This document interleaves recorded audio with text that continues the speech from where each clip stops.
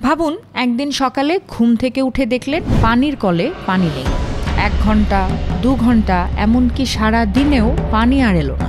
আপনার খাবার নেই, গোসল করার পানি নেই, চা বানানো যাচ্ছে না। এক মুহূর্তের মধ্যে বুঝতে পারলেন যে জিনিসটা আমরা প্রতিদিন বিনামূল্যে ব্যবহার করি, সেটাই পৃথিবীর সবচেয়ে দামি সম্পদ হতে চলেছে।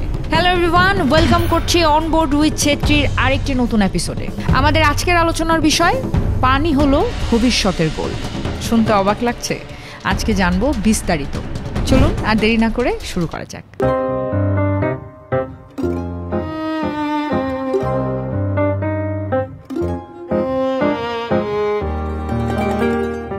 পৃথিবী ধীরে ধীরে এক জল বিপর্যয়ের দিকে যাচ্ছে।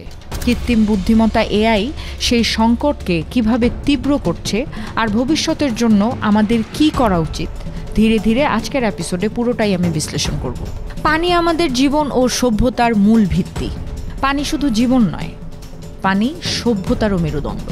প্রাচীন মিশর থেকে শুরু করে সিন্ধু উপত্যকা, সব সভ্যতাই গড়ে উঠেছিল নদীর তীরে। যেখানে পানি, সেখানেই ছিল জীবন, কৃষি, অর্থনীতি আর সংস্কৃতি। আমরা সবাই জানি যে মানব দেহ প্রায় 70% পানি দিয়ে তৈরি, আর মানুষ পানি ছাড়া টিকে থাকতে পারে মাত্র কিছুদিন।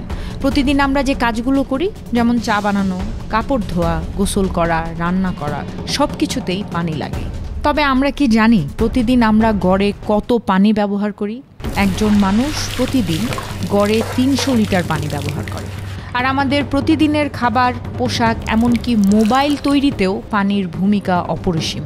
যেমন ধরুন, 1 কেজি চাল উৎপাদন করতে 3000 লিটার পানি লাগে। একটি টি শার্ট বানাতে 2700 লিটার পানি লাগে। এখন ভাবুন, পৃথিবীতে 8 বিলিয়ন মানুষ প্রতিদিন যদি এই হারে পানি ব্যবহার করে, তাহলে সেই পানির উৎস কতদিন টিকতে পারে? পানি শুধু আমাদের জন্য নয়, প্রকৃতির জন্যও বেঁচে থাকা অপরিহার্য। নদী শুকিয়ে গেলে মাছ হারায়, জলজ প্রাণী মারা যায়, কৃষি ব্যবস্থা ভেঙে পড়ে, আর স্থায়ী জীবন বৈচিত্র্য ধ্বংস হয়। বিশ্বব্যাপী পানি সংকটের বাস্তবতা চলুন দেখে আসি। বিশ্বজুড়ে পানি সংকট এখন আর দূরের কোনো সমস্যা নয়। 2.2 বিলিয়ন মানুষ এখনও নিরাপদ পানি পাচ্ছে না। বিশ্ব স্বাস্থ্য সংস্থা WHO সতর্ক করেছে যে 2030 সালের মধ্যে পৃথিবীর 40% মানুষ নিরাপদ পানির অভাবে পড়বে। আফ্রিকার ক্যাপ টাউন শহরে 2018 সালে পানি প্রায় শেষ হয়ে গিয়েছিল। ক্যালিফোর্নিয়ায় কৃষকরা সেচ বন্ধ করতে বাধ্য হয়েছিল। ভারত ও বাংলাদেশেও অনেক এলাকায় ভূগর্ভস্থ পানির স্তর বিপজ্জনকভাবে কমে গেছে। পানি সংকট মানে শুধু তৃষ্ণা নয়, পানির সংকট খাদ্য উৎপাদন, অর্থনীতি, স্বাস্থ্য এবং রাজনীতির সঙ্গেও সরাসরি যুক্ত। বিজ্ঞানীরা বলছেন পরবর্তী বিশ্বযুদ্ধ হতে পারে পানির জন্য। আর এই সংকটকে আরও জটিল করে তুলেছে প্রযুক্তি ও কৃত্রিম বুদ্ধিমত্তা। এআই এবং প্রযুক্তির লুকানো পানি খরচের গোমর চলুন জেনে আসি এখন। আমরা জানি এআই এখন সর্বত্র। চ্যাটবট, ছবি তৈরি, ফসলের বিশ্লেষণ, স্মার্ট সিটি, সবখানেই এর ব্যবহার। কিন্তু এই প্রযুক্তির ভেতরে লুকিয়ে আছে এক বিশাল পানি খরচের দানব। একটি বড় এআই মডেল ট্রেন করতে লাগে লক্ষ লক্ষ লিটার পানি। কারণ ডেটা সেন্টারগুলো সার্ভার ঠান্ডা রাখতে পানি ব্যবহার করে। একটি ডেটা সেন্টার দিনে 5 থেকে 10 লক্ষ লিটার পানি ব্যবহার করতে পারে। 1 বছরে সেই সংখ্যা চলে যায় কোটি লিটারে। বিদ্যুৎ উৎপাদনেও পানি লাগে, তাই এআই যত বাড়বে পানির খরচও তত বাড়বে। এআই আমাদের ভবিষ্যৎ গড়ছে ঠিকই, কিন্তু এর অদৃশ্য খরচ হচ্ছে প্রকৃতির ক্ষয়।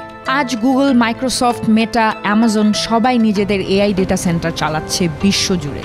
তারা স্বীকার করেছে প্রতি বছর পানি ব্যবহারের পরিমাণ দ্রুত বাড়ছে। মজার ব্যাপার হলো, এআই ভিত্তিক কৃষি বা স্মার্ট সিটি পানি বাঁচানোর কথা বললেও সেই সিস্টেমগুলো চালাতে লাগে বিপুল বিদ্যুৎ ও পানি। অর্থাৎ এআই একই সঙ্গে পানি বাঁচাচ্ছে আবার খরচও করছে। এই দ্বন্দ্বই ভবিষ্যতের সবচেয়ে বড় চ্যালেঞ্জ। একটু ভবিষ্যতের দিকে তাকালেই আমরা বুঝতে পারবো যে ভবিষ্যতে পানি বাণিজ্যিক পণ্য হবে। ভাবুন এমন এক পৃথিবীর কথা যেখানে পানি আর বিনামূল্যে পাওয়া যাচ্ছে না, পানি কিনতে হবে টাকার বিনিময়ে। এবং তখন ধনী দেশগুলো নিজেদের ডেটা সেন্টারের জন্য পানি সংরক্ষণ করবে, আর গরিব দেশগুলো তৃষ্ণায় কষ্ট পাবে। বিশ্বের ধনী ধনী কর্পোরেশনগুলো ইতিমধ্যেই পানি ব্যবস্থাপনায় প্রভাব রাখছে। যাদের হাতে এআই এবং ডেটা সেন্টার, তাদের হাতেই ভবিষ্যতের পানি নীতিও চলে যাবে। এটা শুধু অর্থনৈতিক বৈষম্য নয়, এটা আমাদের জীবনের বৈষম্য। আমাদের বুঝতে হবে, প্রযুক্তির যদি খারাপ দিক থাকে তাহলে অবশ্যই সেটার ভালো দিকও রয়েছে। এবং এই প্রযুক্তির ভালো দিক আমরা কিভাবে ব্যবহার করব সেটা আমাদের উপরেই নির্ভর করে। সব প্রযুক্তি খারাপ নয়, সচেতনভাবে ব্যবহার করলে এআইও পারে পানি বাঁচাতে। কিভাবে? চলুন জেনে আসি। এআই ফসল অনুযায়ী সঠিক পরিমাণ পানি দেয়।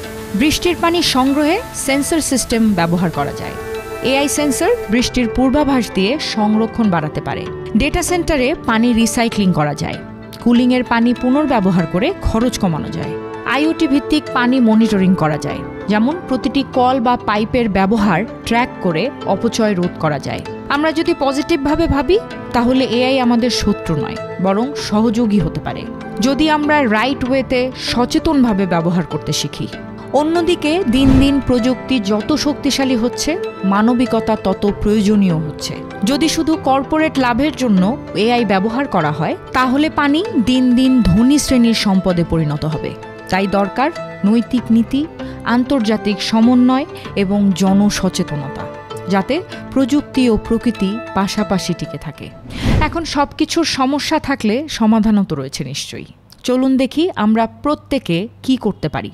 অযথা পানি অপচয় বন্ধ করতে পারি, বৃষ্টির পানি সংরক্ষণ করতে পারি, অযথা পানি খরচ না করে কল বন্ধ রাখতে পারি, এআই ব্যবহারে সচেতন নীতি দাবি করতে পারি, শিক্ষা প্রতিষ্ঠান ও মিডিয়ায় সচেতনতা ছড়াতে পারি। প্রতিটি ছোট পদক্ষেপ মিলেই গড়ে উঠবে বড় পরিবর্তন। বন্ধুরা, মনে রাখা খুবই জরুরি যে পানি শুধু এক ফোঁটা তরল নয়। পানি আমাদের জীবন, পানি আমাদের ভবিষ্যৎ এবং পানি আমাদের অস্তিত্ব। এআই আমাদের বুদ্ধিমান করছে ঠিকই, কিন্তু প্রকৃতি আমাদের স্মরণ করিয়ে দিচ্ছে অতিরিক্ত বুদ্ধি যদি সচেতনতার সঙ্গে না মেশে তাহলে সভ্যতাই হারিয়ে যেতে পারে। তাই আসুন প্রযুক্তি ব্যবহার করি সচেতনভাবে আর পানি বাঁচিয়ে রাখি মানবতার জন্য। বন্ধুরা, আমার আজকের এপিসোড এখানেই শেষ করছি। আশা করছি আমার আজকের এপিসোড আপনাদের এতটুকু হলেও উপকারে আসবে। এমন আরও ইনফরমেটিভ ভিডিও পেতে ফলো এবং সাবস্ক্রাইব করতে একদমই ভুলবেন না।